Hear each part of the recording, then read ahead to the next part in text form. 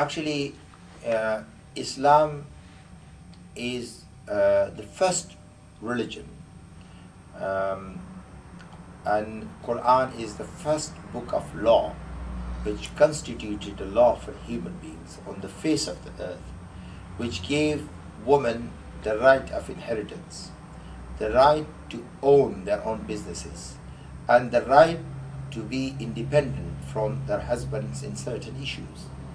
And therefore, the concept of or awareness of the rights of women in Islam is the problem with where people, I wouldn't say ignorant, but I would say lack of education, not knowing about the Islamic values and the Islamic prideful culture, the respect, the dignity for a mother, sister, and wife.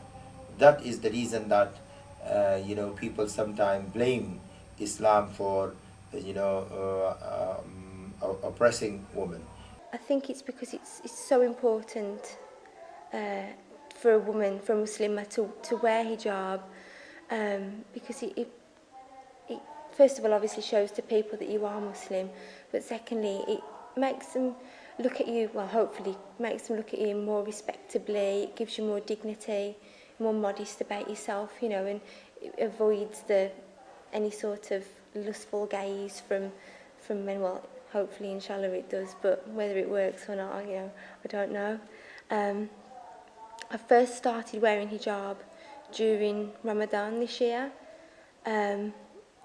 It was quite a difficult time, but it was one that I felt was a right decision. When I took my child, a lot of things going on. That women are oppressed and people are being brainwashed. But I don't, before this, especially now I'm a Muslim, I don't really look at what the media is saying, what the general consensus is. But I knew that women weren't oppressed, and because I knew some of the rights of marriage and stuff, and I knew that clearly there's a difference between culture and religion.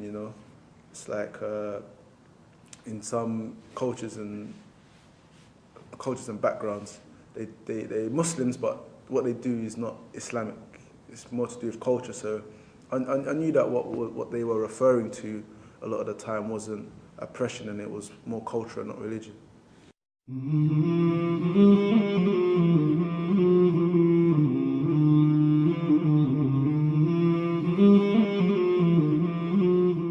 I would prefer England to remain Christian, and I think it will do. And I'm really opposed to the spread of the religion, Islam, across the country. I'm a little bit worried about it. Well, I'm sad to say that there might be more of a divide than there is at the moment.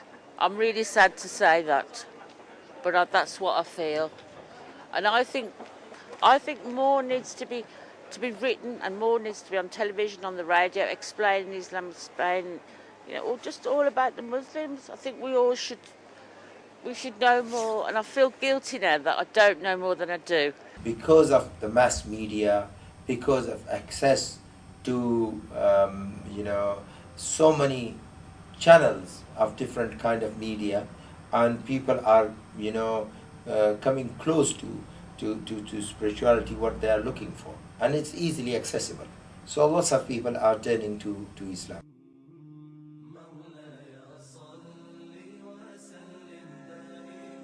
The advice I'd give to new Muslims or to people wanting to revert to Islam is to think about it, to be 100% sure that that's what you want to do. Once that spark's ignited in your heart, you know straight away anyway that it's the right thing for you to do. I know it seems difficult at the beginning. You think people are going to treat you differently because of your beliefs. But at the end of the day, no matter what religion we follow, we all believe in the same God. It's just a different way of getting there. I think, don't worry about what people think. Allah is the only one that matters really. And if you've got that true belief in your heart, then He'll make the path easier for you. My advice to people would just be to keep on striving and stick to your deen, and stick to the people of knowledge, and follow the deen as much as you can, because at the end of the day, we're on this world on a temporary basis, and we can't follow the whims of men. And living in this country, I mean, who's really going to be happy with the Muslims really practicing their deen to a full extent? Because it's in direct violation into their beliefs. So they might believe they can have women on billboards half naked, and believe in oppression in other countries and so on and so forth. So my advice would just be to stick to your deen and stick to the sunnah of the Prophet Muhammad sallallahu alaihi wasallam and the companions. I've worked in Turkey, which is an Islamic country. I've actually fasted for Eid just to undergo the experience and share the experience of that with an Islamic family. And they were a wonderful family. And I think that the thing that struck me most was that there's a belief that women are totally oppressed in Islam. And my experience of working within that family was that it's actually a very different experience whatsoever. Shouldn't affect the country in the slightest. If more people convert to Islam, but I don't know. There is a tension there, and my personal belief is that it's there because of the aggressive policies of the UK and the United States. Basically, it seems to be that there's a different set of values for how Islamic countries can operate and how other countries can operate, and I think they are the root cause of all the tension.